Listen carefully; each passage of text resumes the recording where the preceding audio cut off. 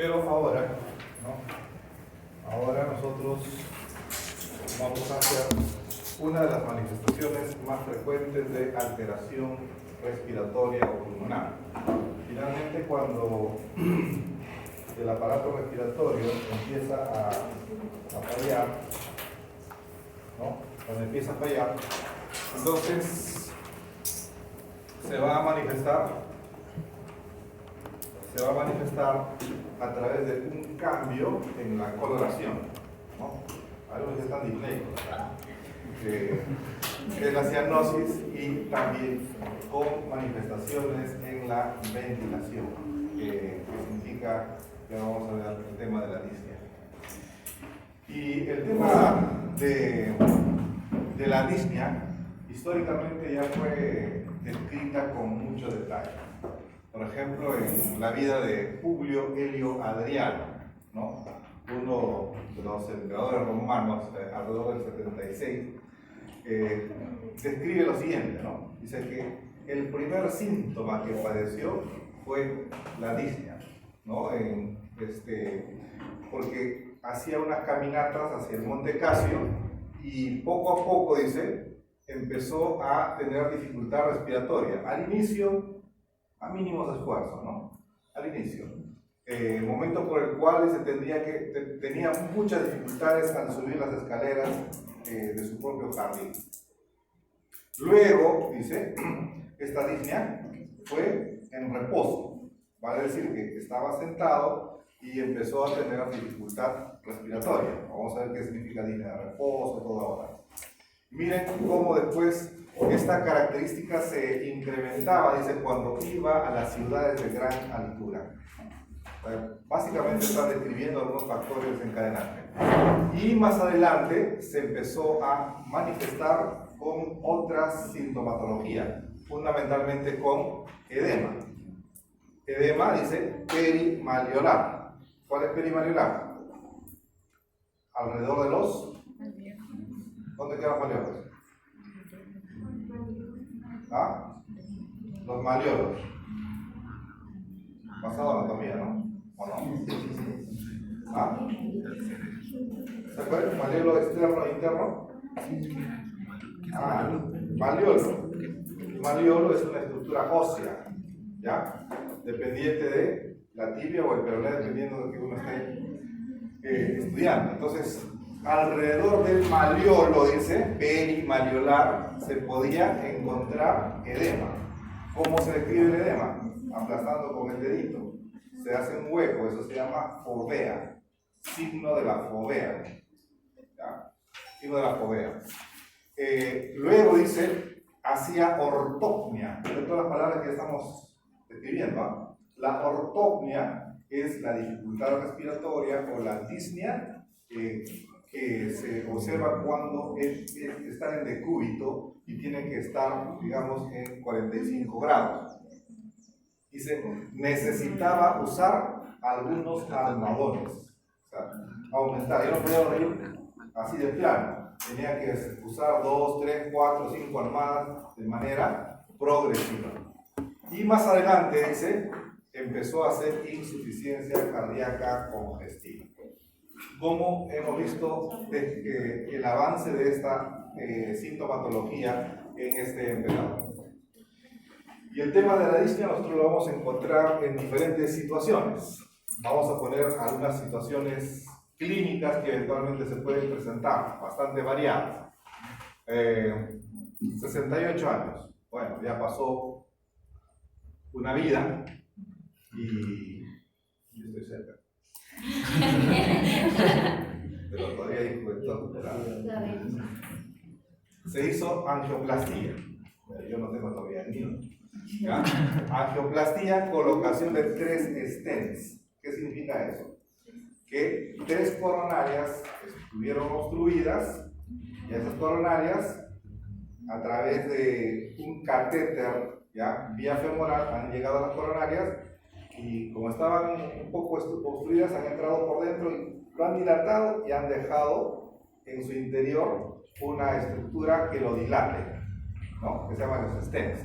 Tienen 3 stents coronarios y hace un año le han puesto otro, o sea, cuatro stents esta persona. Y dice consulta por disnea progresiva, de evolución, de meses de evolución que actualmente padece incluso estando en reposo. Entonces, cuando nosotros nos encontramos con un paciente con disnea, como dijo el doctor Roberto Segura, lo primero que tienen que identificar qué cosa es. ¿Qué cosa es? Cardiogénico, ¿no? Cardiogénico. Si no es cardiogénico, mayormente va a ser de causa respiratoria en este caso. Pues si yo estoy con un paciente que tiene 3 puentes, 4 stents, tiene una historia de patología cardiovascular y que hace disnea, ¿en qué voy a pensar? Cardiogénico. O sea, no tienen ya por qué poner. O sea, lo primerito que va a empezar, lo más probable es que su disnea tenga origen en el corazón. Primer punto. Para poder ir ubicando las causas de la disnea. Acá un paciente típico que tiene una patología cardiovascular. Pero no solamente puede ser de origen cardiogénico. Miren, otra, para no quedarme solo con los varones, acá una mujer, una dama de 65 años, varices, ¿ya? Artrosis severa, ya problema degenerativo de las articulaciones, hipertensión arterial, que está controlada probablemente con medicamentos, y le han realizado una cirugía de reemplazo total de cadera, una artroplastía total de cadera.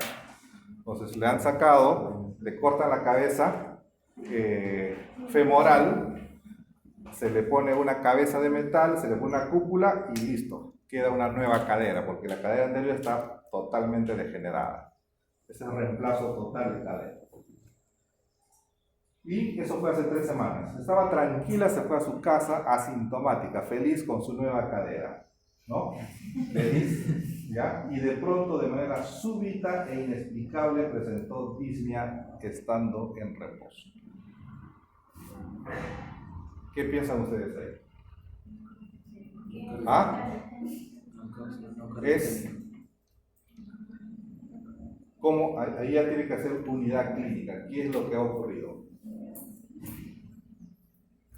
Tienen ahí una señora posoperada, una cirugía mayor, ya está en casa, ¿ya? Estuvo echadita probablemente en cama 2 semanas, cuidando su caderita que no se le salga, y de pronto, qué chévere, tengo una cadera nueva, empezó a tener actividad. ¿Qué es lo que pasó? Tiene varices,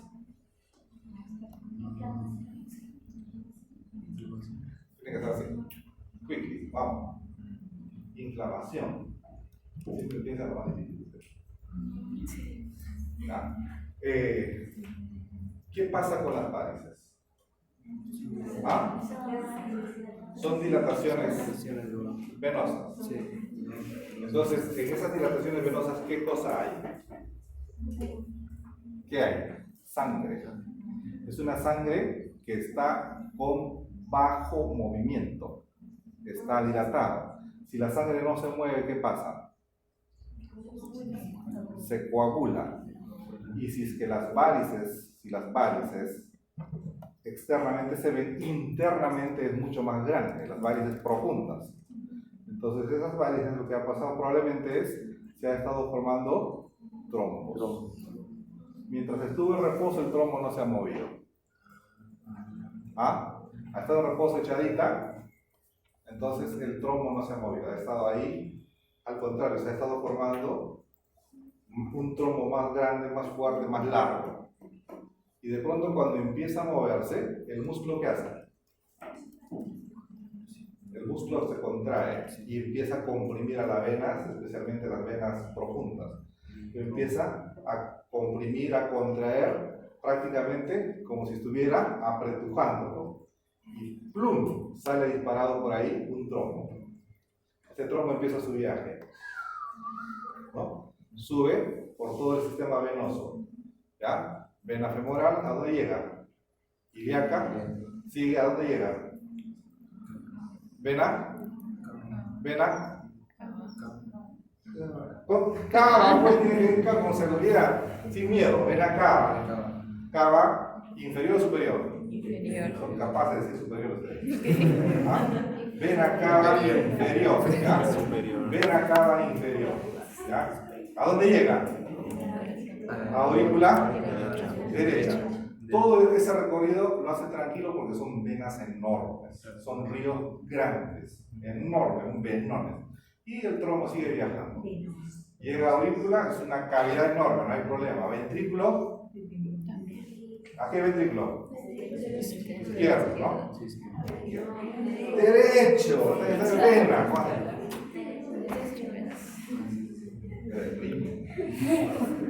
¿Ah? Ventrículo derecho. El ventrículo derecho es una cavidad grande, no hay problema. ¿A dónde pasa? Arteria pulmonar, una arteria grandota, no hay problema. Arteria pulmonar, ¿dónde va? Arteria pulmonar derecha e izquierda.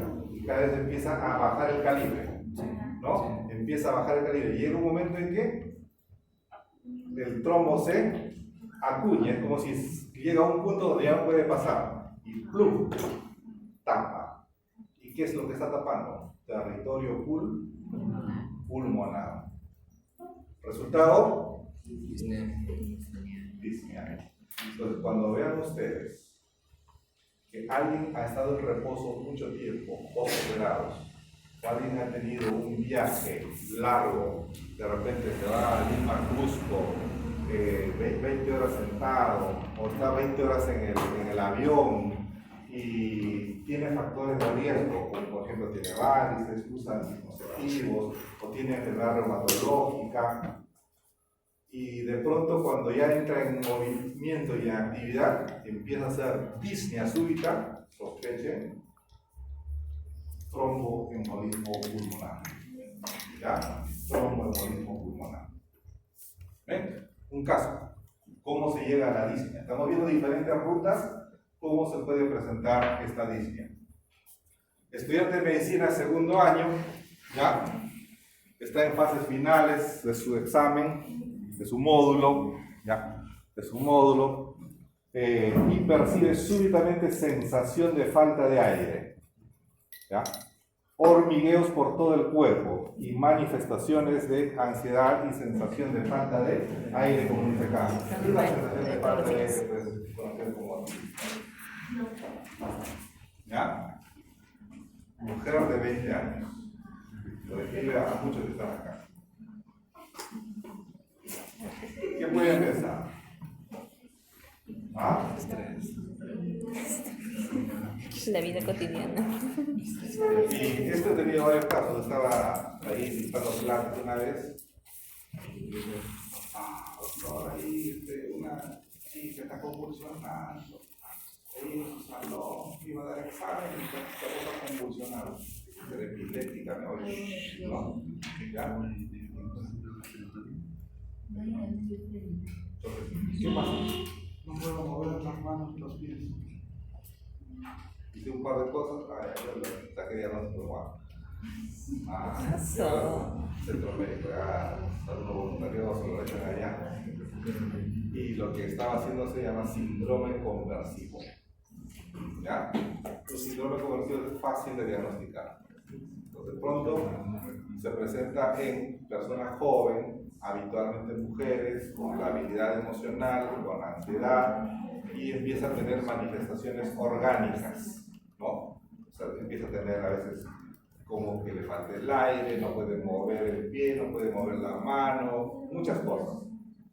Y cuando uno observa, por ejemplo, tiene tremor palpebral. Entonces el párpado empieza a moverse el párpado volado, ¿no? Como si estuviera ventilándose. Ese es un signo característico. El otro dice, no puedes moverlo, o sea, cierra los ojos. Le pones la mano acá. Si es que no puedes mover, porque una persona normal es, ¡pum!, se golpea. ¿Por qué? Porque tiene hipotonía. Pero una persona con ansiedad se cae, nunca se golpea solita, ¿no? Es una característica durante el examen clínico. Entonces, cuando vemos eso, se llama síndrome ansioso conversivo porque está queriendo salir de la realidad, pero su causa es netamente psicógena. ¿Ya? Pum, una dormida, 2 horas y despierta sin disnea. Entonces lo dormimos y... ¿Ah? Conversivo. ¿Ya? No puede ser tu testimonio después. ¿Ya? Y la disnea eventualmente puede presentarse también en esa situación. Sí, también se da en varones. Me acuerdo, estoy en el centro médico y un chico de psicología, 5º año de psicología, ¿no? Así, me dio parálisis. Me dio parálisis. Uy, mueve el brazo, no puedo. El otro tampoco. Mueve el otro, nada. El otro tampoco. Teóricamente tiene déficit motor, los 4 lados, ¿ya? Teóricamente. Pero si es déficit motor, ¿qué otro déficit tendría que haber? Sensitivo, ¿cierto? Entonces agarra una hojita y ¡pim! Te pincha ¿no? Entonces no hay déficit sensitivo, no hay déficit sensitivo, te digo, suficiente para descartar de que tu problema no es orgánico. Te digo, ¿qué ha pasado contigo?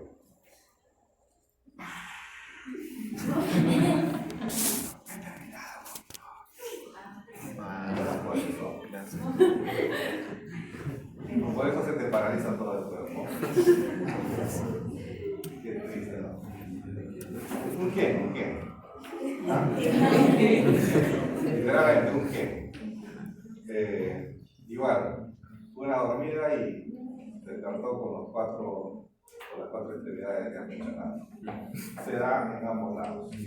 ¿Ya? Como hombres y mujeres, pero es más a predominio femenino. Varón de 22 años. Disnea. Estaba tranquilo, estaba en reposo, no tenía nada, feliz de la vida, de repente almorzando, sentado en familia o en su salón de clases ahora tranquilo, y de pronto empieza a sentir dificultad respiratoria. En forma brusca, abrupta, sin que haya ninguna sintomatología. Hace un rato estaba bien, no hay tos, no tiene ninguna manifestación, no ha estado con fiebre, no ha tenido nada. Y fue brusco. Historia típica de un cuadro conocido como neumotórax espontáneo. ¿Ya? Neumotórax espontáneo. ¿Qué significa eso? Normalmente nuestro pulmón pues, es sano, pero en algunas personas los pulmones tienen en su superficie unas dilataciones que se llaman bulas. ¿Ya? Bulas. Sí, no son mulas, bulas. ¿Ya?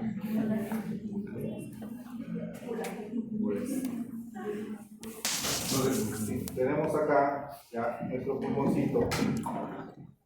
Está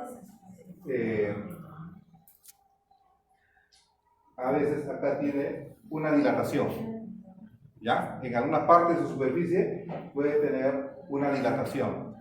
Entonces, estas dilataciones, debido a muchos factores, a veces basta una pequeña tos, se rompe. Entonces, si es que se rompe, ¿qué va a pasar? ¿Qué hay con ¿Quién se comunica con quién? Si se rompe ese alveolo, ¿qué va a pasar? Depresiones. ¿Hay?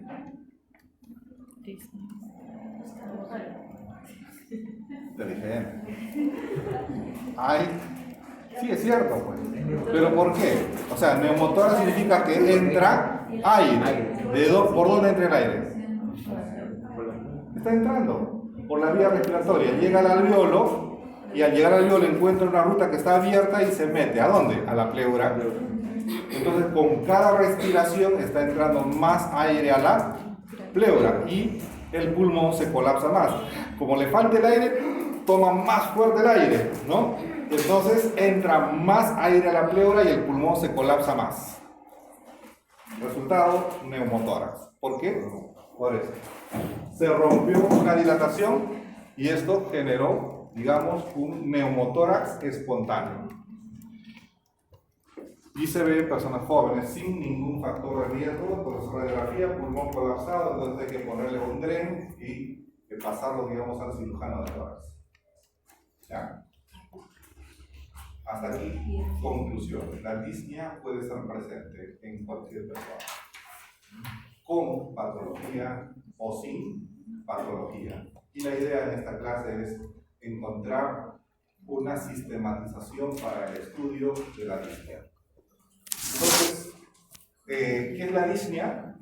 Mira, es una manifestación bastante subjetiva, es una vivencia subjetiva, es la dificultad para respirar.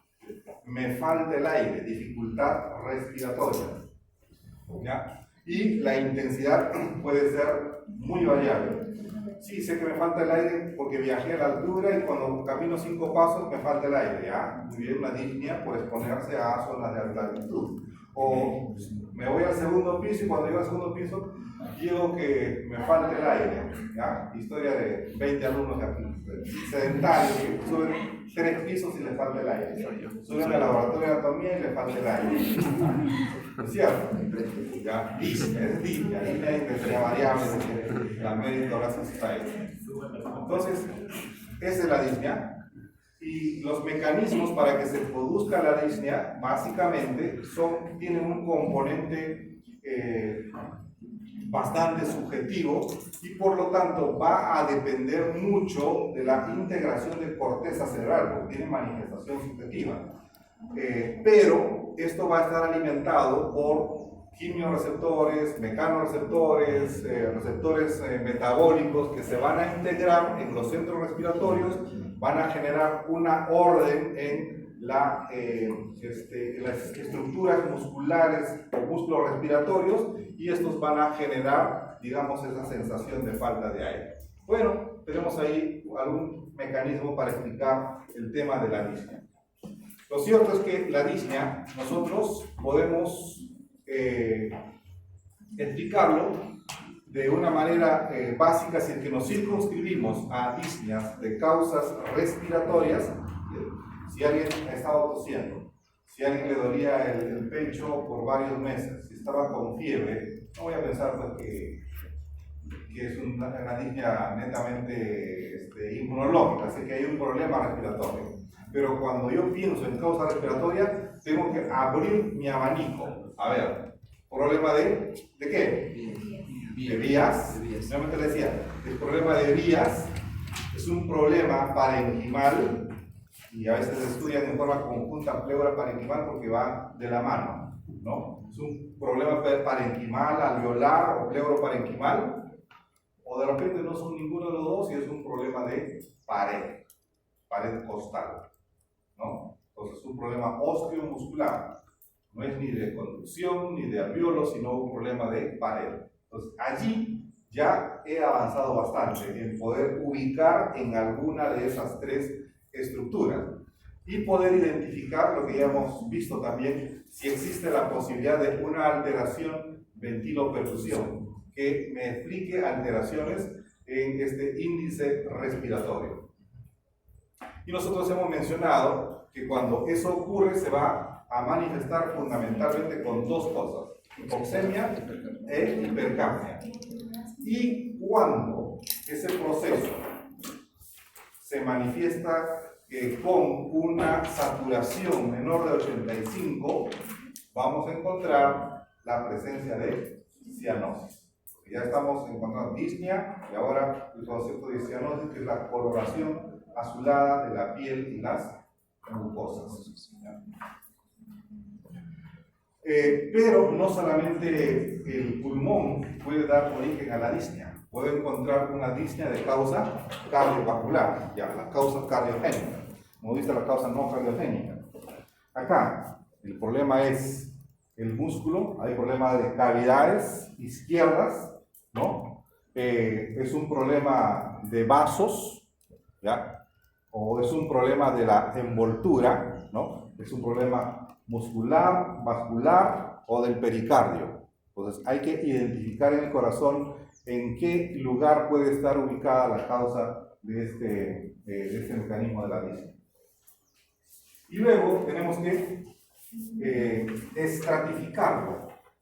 ¿Ya? Tenemos que poder graduarlo para poder ya ver la magnitud de la disnea.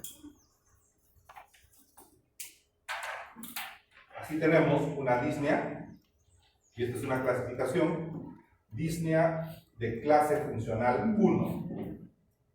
¿Qué significa esto? Que esta persona presenta falta de aire cuando tiene esfuerzo importante. ¿Qué significa? Ya. Disnea de esfuerzo, por ejemplo. Me canso cuando subo 3 pisos o 4 pisos. Vivo en un 5.º piso y llego sin aire al 5.º piso. Hoy estoy en el 3.er piso y me falta el aire al llegar al 3.er piso. Disnea de esfuerzo. Clase funcional 1. Pero de repente alguien se cansa y le falta el aire después de caminar un par de cuadras sobre terreno plano. Uno es subiendo escaleras o pendientes. Aquí, terreno plano, unos 100 metros hasta un final de una cuadra, ¿no? O solamente al subir un piso. Disnea de esfuerzo moderado. Clase funcional 2. O de repente, tan solo por peinarse o tal vez por cambiarse de ropa, ya empieza a sentir falta de aire. Clase funcional 3. Y aquí no hace nada y ya le falta el aire. Disnea en reposo. 4 clases funcionales para la disnea. ¿Ya? Entonces tenemos que estratificar cuando nosotros sospechamos que hay disnea. Que es clase funcional 1, 2, 3 o 4. De esfuerzo, moderado esfuerzo, reposo, esfuerzo mínimo o en reposo. Los tipos de disnea que podemos encontrar. La disnea va acompañada habitualmente por cianosis. Y esta puede ser una cianosis central o periférica. Se habla de cianosis central dependiendo de si su causa es cardíaca o pulmonar, y periférica cuando es debido a problemas fundamentalmente isquémicos o de estasis venosa o de causa circulatoria, ¿no? Entonces, así, por ejemplo, ya la cianosis central, por ejemplo, podemos agruparlo en problemas cardiopulmonares o problemas debido a la estructura propia de la hemoglobina, que es el transportador. En este caso, miren, tenemos varios tipos. Es un problema de hipoventilación, hay alteraciones BQ, hay alteraciones en la difusión, es por una cardiopatía o alguna vena y una arteria se están comunicando, fístulas arteriovenosas. Y aquí los diferentes tipos de hemoglobina que podemos tener y que, por tanto, no van a transportar de manera adecuada el oxígeno, y eso va a generar cianosis. Otra característica de la disnea es cuando se expone de cianosis, es cuando están a grandes alturas. ¿Alguno de ustedes se vuelve morado cuando está en altura? Dicen, no, uy, los labios se vuelven morados, las uñas, o los lóbulos de la oreja o la punta de la nariz. Se llama acrocianosis. Acrocianosis cuando las zonas terminales o las puntas se vuelven cianóticas. Labios, punta de nariz, punta de dedos o uñas, lóbulos de la oreja. Acrocianosis, generalmente por exposición a grandes alturas. Así que vamos a ver algunos de esos detalles, ¿ya? Por ejemplo, si nosotros queremos estudiar cómo se da el mecanismo de la cianosis central de causas debidos a cardiopatía, tenemos 2 tipos de cardiopatía que generan cianosis. Las no cianóticas, cardiopatías congénitas, cianóticas, y las no cianóticas. Un grupo de cardiopatías te va a dar coloración azulada y otro grupo no te va a dar coloración azulada. Por ejemplo, las no cianóticas. Nuevamente abrimos otra vez nuestro nomograma.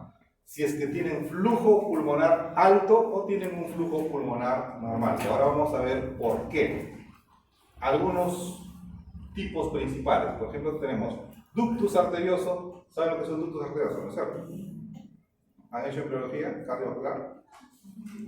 Nada de embrión. Todavía nada de embrión. Embrión respiratorio. ¿Ah? Sí. Ya. Entonces, ahorita les explico entonces.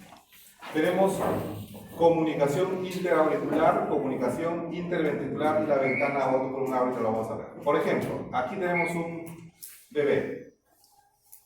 Normalmente durante la etapa fetal, ¿ya?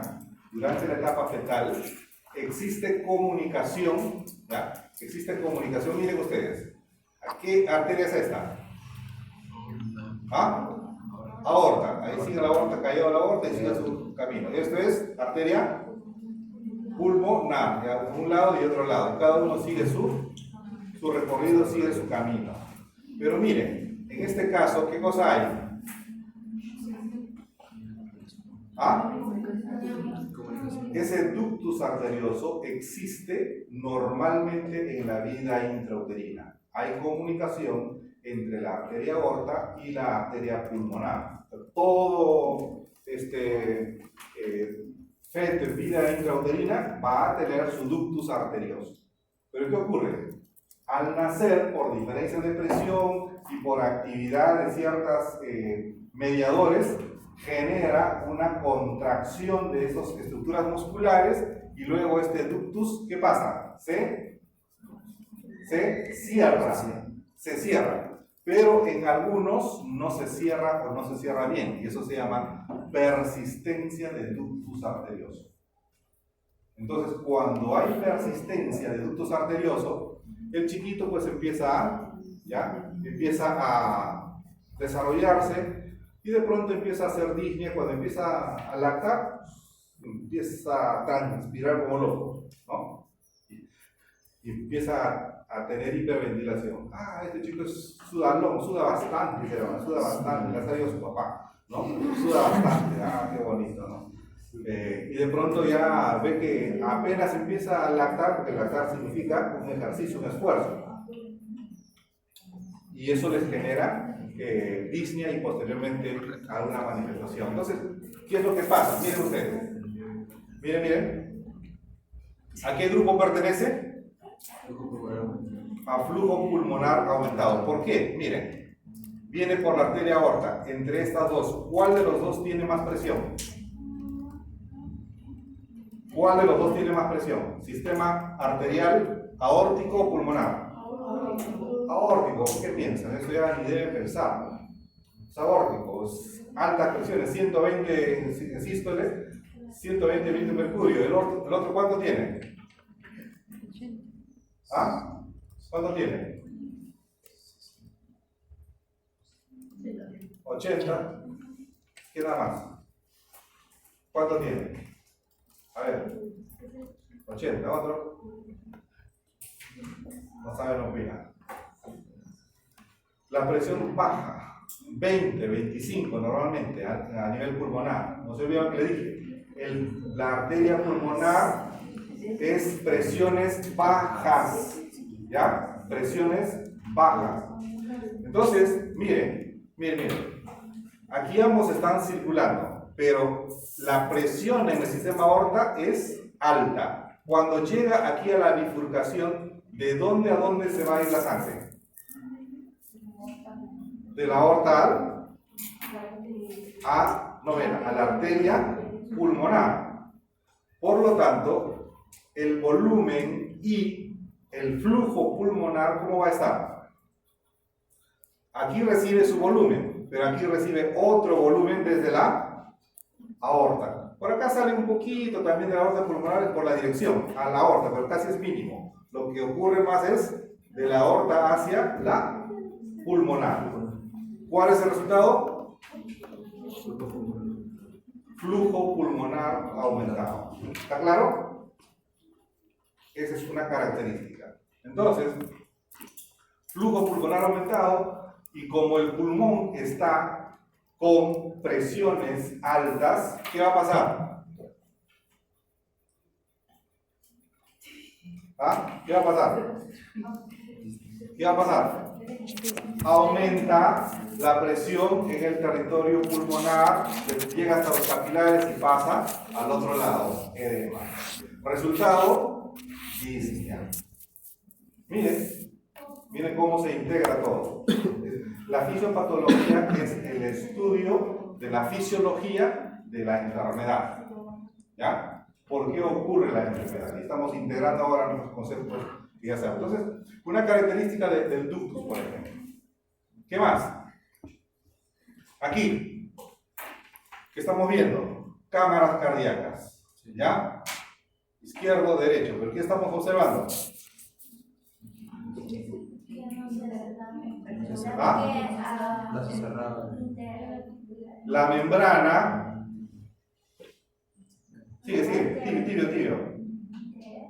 Interauricular no está cerrada completamente. Ahí debe ser un cierre hermético. No debe haber comunicación. ¿Ya? Pero durante la vida intrauterina existe comunicación. ¿Ya? Entre ambos lados, a través del agujero oval. Y eso a veces no se cierra. O cuando empieza a desarrollarse al contrario, se agranda. Y eso genera una patología llamada comunicación interauricular. ¿De dónde a dónde va a ser el flujo? ¿Derecha, izquierda o izquierda, derecha? ¿Derecha? Izquierda. No, izquierda, derecha. Ya, incorrecto. Usted no puede ir en contra de sus instintos. ¿Ya? Su naturaleza siempre les llama. ¿Ya? Su naturaleza pecadora, como el doctor Segura. ¿Ya? Entonces, hay comunicación interauricular. Entonces, el flujo es izquierda-derecha. Pero al aumentar el flujo hacia la derecha, ¿cómo va a estar el flujo de la pulmonar? ¿Cómo va a estar el flujo de la pulmonar? ¿Aumentado o disminuido? ¿Aumentado o disminuido? Disminuido. Respuesta incorrecta. Muy bien, bravo. Excelente. No puede hacer quedar mal al terror. ¿Ya? Si está pasando más volumen y de aquí sale la arteria pulmonar, la presión, el flujo, todo aumenta. ¿Ya? Por eso es que aquí, ¿cómo está? En flujo pulmonar aumentado. Muy bien, ¿ya? ¿Se van dando cuenta? Facilito, esto solo tiene que hacer un poco de razonamiento. Entonces tenemos acá una comunicación interauricular. Y acá tenemos otra estructura. ¿Qué está pasando acá? Una comunicación interventricular. Aquí lo que existe, ¿qué cosa es? Comunicación interventricular. Comunicación interventricular. El flujo es de izquierda a derecha. Con flujo pulmonar. Eso. Alguna vez lo iba a lograr. ¿Ya? Nunca perdí la esperanza de ustedes.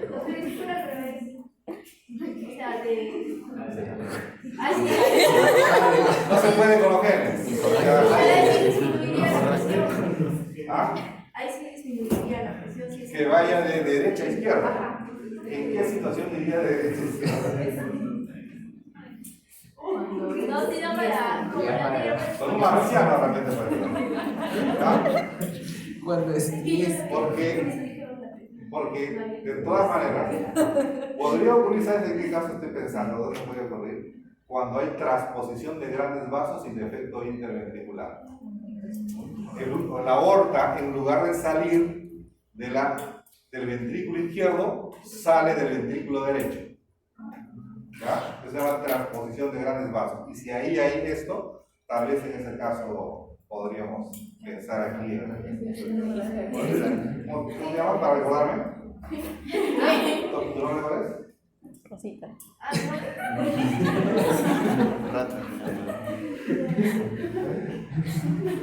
No se identifica, pero no sabe quién es. ¿Ah? No sabe cómo se percibe. Bien. Entonces, comunicación interventricular. Flujo aumentado. Ya flujo pulmonar aumentado. CIA, C y B. ¿Ya? Así sea, CIA, C y B. Y esto es lo que les decía, la transposición de los grandes vasos. Por ejemplo, tenemos esto normalmente, arteria aorta saliendo de ventrículo izquierdo, pulmonar saliendo del ventrículo derecho y luego se cruzan acá. Pero puede haber esto. ¿Qué ha pasado acá? Transposición de grandes vasos. Hay un cruce, transposición de grandes vasos. Entonces, imaginando lo que dice ella, esto podría ocurrir pero siempre y cuando haya un defecto interventricular. Aquí aumentaría ya la presión por el tema de la presión de la aorta. Entonces, en estos casos, de la misma manera, vamos a tener que la pulmonar, mira, la pulmonar al salir de del ventrículo está recibiendo toda la carga sistémica, la presión alta sistémica. Entonces, eso va a aumentar el flujo de la pulmonar, la transposición de grandes vasos. Y dice que, miren esta radiografía, ¿no? Que cuando vemos la radiografía de un neonato en el cual estemos sospechando transposición de grandes vasos, se observa, dice, como un huevo, ¿no? Acá, la imagen de huevo duro en sospecha de transposición de grandes vasos en una imagen radiográfica. Bueno, ahí los radiólogos siempre ponen sus detalles.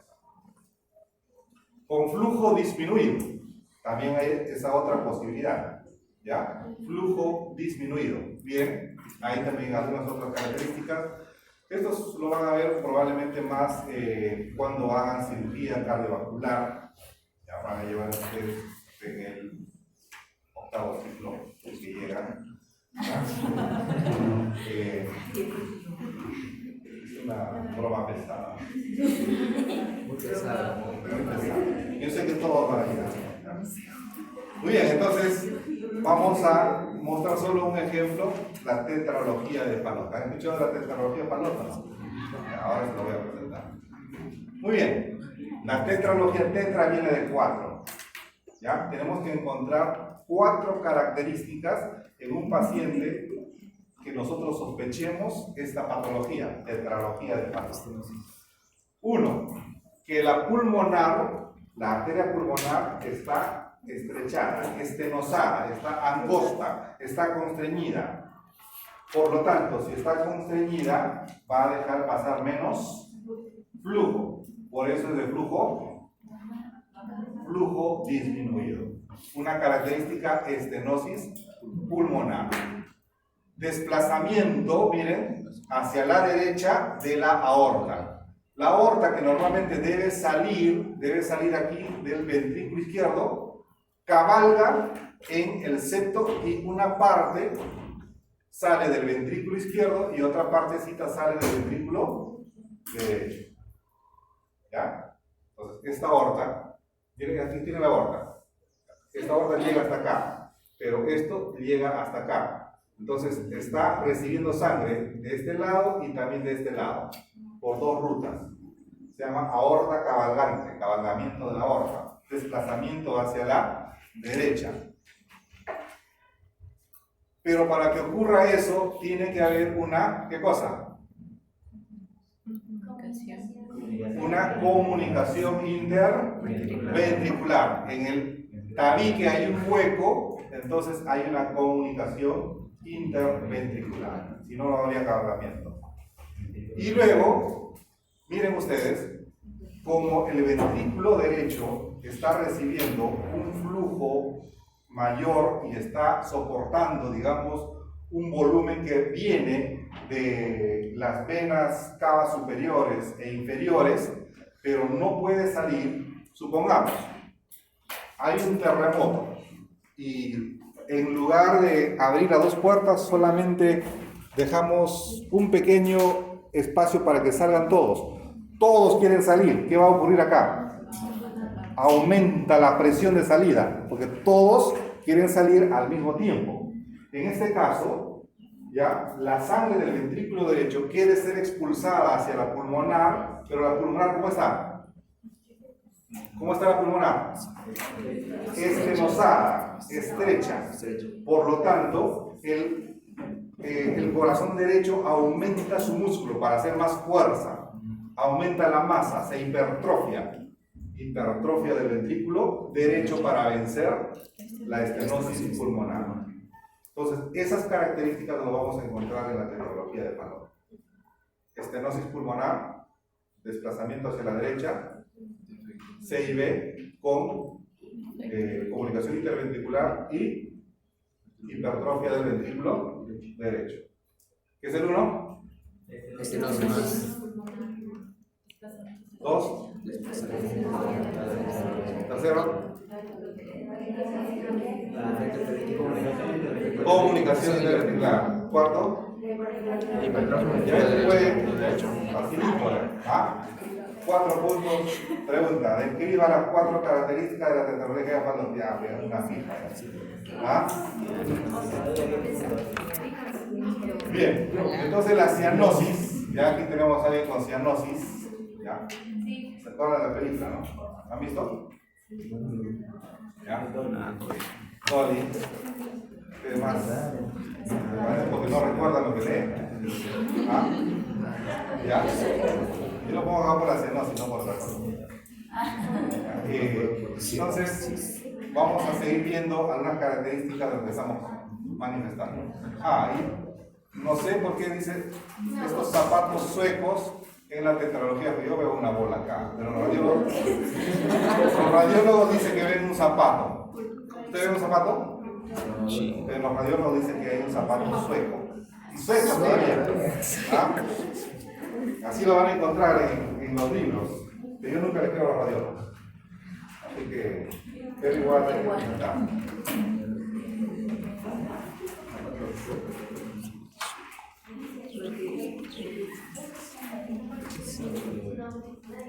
Y también, esto se puede ver ahora, ustedes tenemos otro contexto. Cuando yo me formé y llevé semiología, para mí el examen clínico era lo máximo. Había que auscultar, palpar, percutir. Ahora casi nadie hace eso. De frente, una ecocardio, te da toda la información. En mi tiempo no había ecocardios, ¿no? La ecografía estaba apareciendo recién como algo que iba a llegar en el futuro. Y ahora pues la ecografía está a la mano de todo médico general. Ustedes tienen que ya entrenarse también en la visión, en la realización de ecografías para poder hacer diagnósticos rápidos y certeros. Entonces aquí, por ejemplo, estamos viendo acá el ventrículo izquierdo, ventrículo derecho, y miren, esto es para ver qué cosa. Este es un paciente de tetralogía de Fallot. Algunas cosas de lo que hemos mencionado lo vamos a ver. Aquí está la cavidad. Normalmente la pared del ventrículo derecho tiene que ser menos gruesa que la pared del ventrículo izquierdo. Pero acá miren el grosor del ventrículo derecho. A diferencia de este grosor del ventrículo izquierdo, prácticamente igual o más grueso. Hipertrofia del ventrículo derecho. La aorta, con un poco de imaginación, está cabalgando en este septo. Sale del ventrículo derecho y también del ventrículo izquierdo. Aorta cabalgante o desviada hacia la derecha. La pulmonar, por acá un poquito se observa una estenosis, no tan manifiesta en esta visión, pero también se está observando aquí la estenosis pulmonar. Entonces, arteria pulmonar. ¿Ya? Bueno, podemos encontrar también como causa de cianosis la presencia de algunas fístulas. ¿Qué cosa es fístula? Es la comunicación entre arteria y vena que puede ser de causa congénita o de causa quirúrgica. Por ejemplo, en este caso, miren ustedes, de manera quirúrgica se ha unido a nivel de la arteria humeral, se hace un corte y se lo une a la vena humeral. ¿Para qué? En paciente, ¿alguien tiene un familiar con insuficiencia renal crónica? Bueno, ojalá que nunca la tenga. ¿Ya? Lo que ocurre es que en los pacientes que tienen insuficiencia renal crónica, constantemente hay que estar haciéndole diálisis, porque el riñón no funciona. Pero para hacer la diálisis hay que canalizar una vena con un catéter grueso, de alto flujo. y después pues las venas se malogran y ya no se consiguen. Entonces, ¿qué es lo que se hace? Para favorecer el desarrollo de una vena, se hace una comunicación artificial entre una arteria y una vena, y al pasar sangre de la arteria a la vena empieza a dilatarse. Y ahí se puede canalizar. Entonces, esto es de causa quirúrgica. Y se observa pues el desarrollo de la vena. Y también se puede hacer a nivel de la muñeca una fístula que permite que la sangre de la arteria pase a la vena y eso genere pues un mayor desarrollo de la vena, en este caso. ¿Ya? ¿Tiene fístula? ¿Ah? ¿Fístula? ¿Por qué? No, es que tengo así bonito.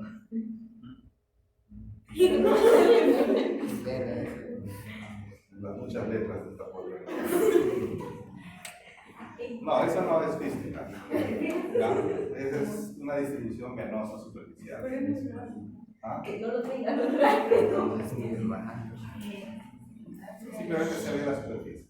No, no es fístula. Para que sea fístula, ustedes tienen que encontrar una vena desarrollada. Y luego a la palpación tienen que sentir tril. ¿Qué cosa es el tril? El tril, a ver, ¿han puesto ustedes la mano sobre un gato que está ronroneando sobre la superficie? Sí. Se siente como, ¿no? Cuando un gato ronronea y pone su mano sobre el lomo, van a sentir una vibración.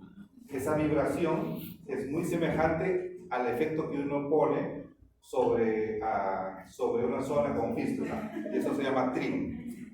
¿Ya? El tril de la fístula. Ahí no hay tril. A ver, ¿siente tril? Ya, entonces descartado. Desde acá le he visto.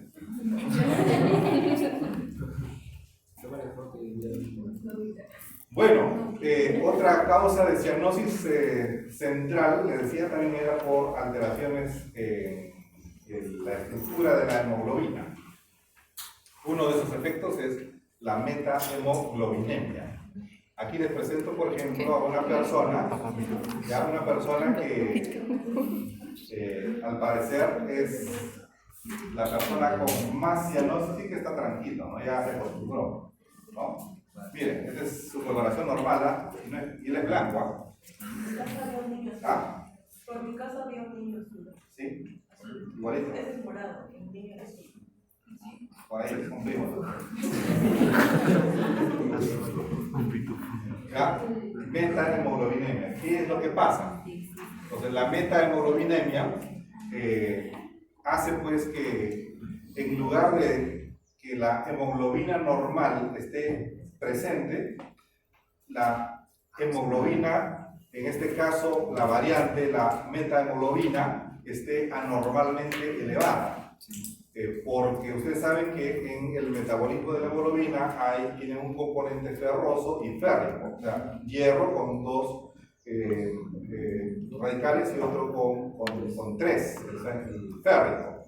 Entonces, se oxida, hace, digamos, aquí mejor lo vemos acá, ¿ya? Acá tenemos la hemoglobina ferrosa, se oxida y pasa, digamos, a hemoglobina férrica, y esto es la metahemoglobina, pero inmediatamente se reduce y pasa a este lado. Pero cuando esto se corta, esto permanece anormalmente elevado, y la metahemoglobina no transporta oxígeno de manera eficiente, por eso es que la persona se ve cianótica, ¿ya?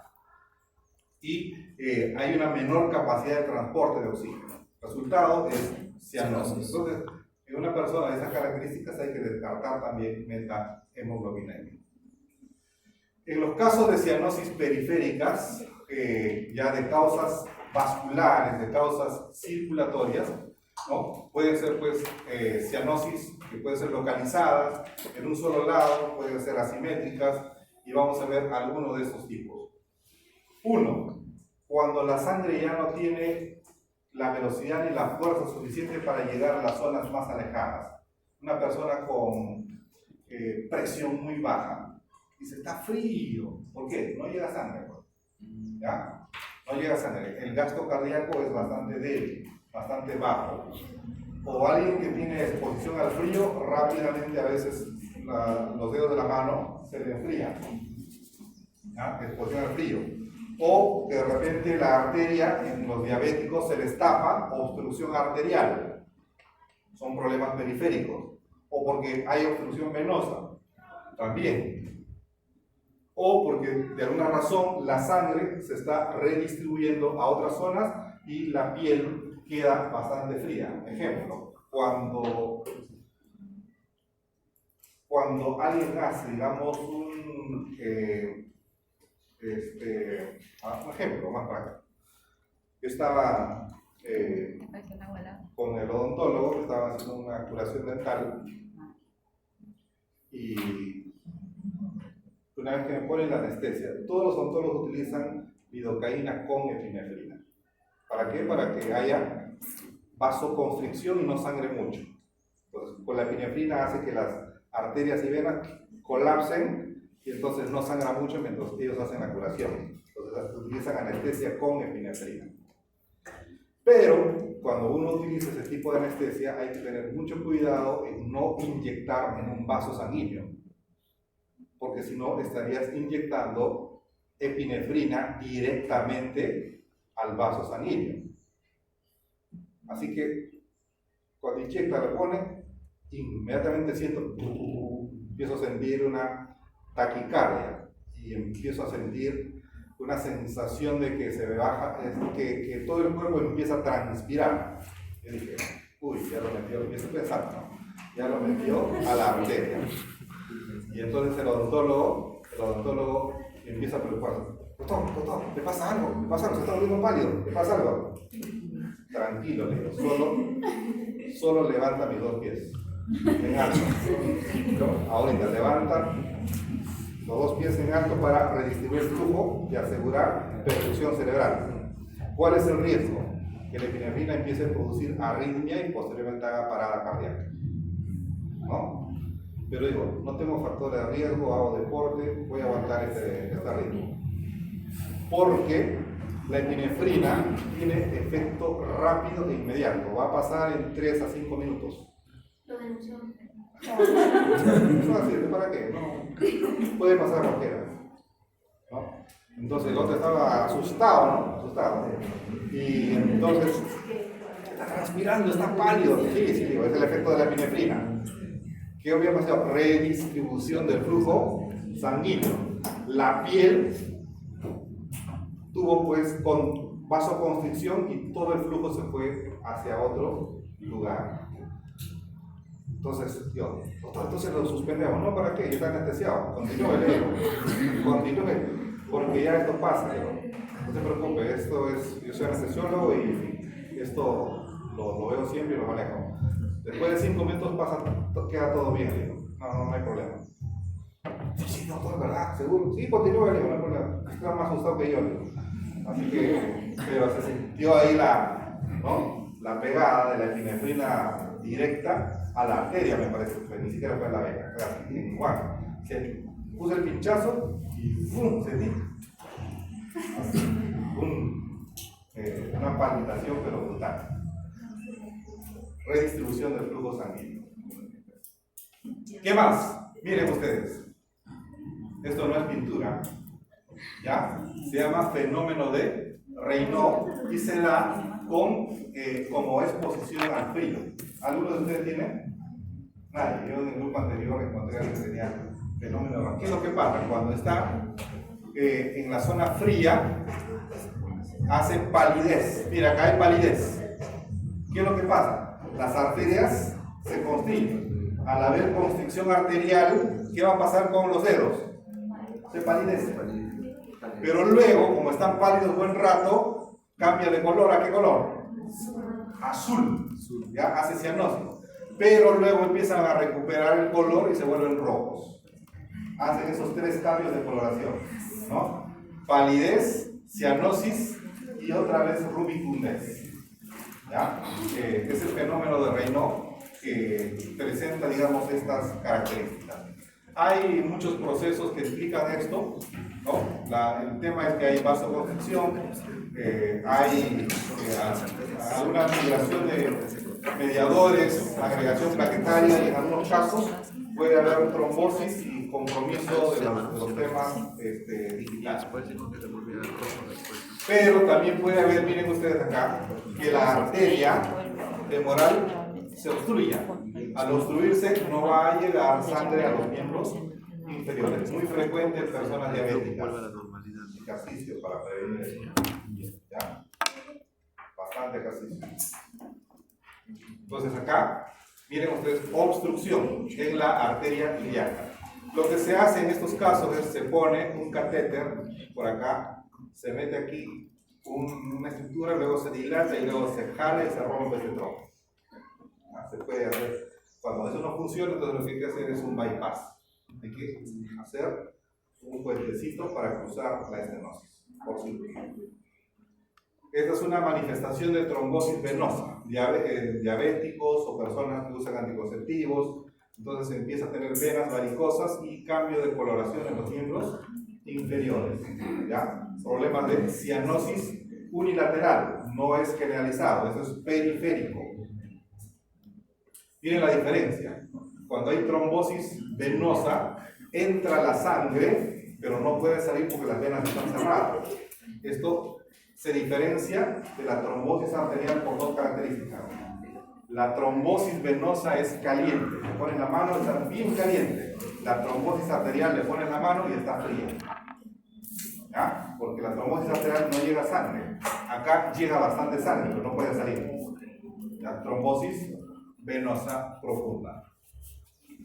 Y así vamos a encontrar, digamos, un enfoque diagnóstico para la cianosis. Es fundamentalmente que se debe pues, a factores hipóxicos que pueden ser de origen central, periférico, y todo esto lo hemos estudiado con algunos ejemplos.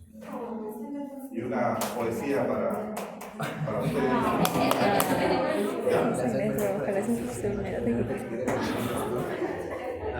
Muy bien. Jóvenes, entonces conmigo será el próximo año con los que no nos podamos.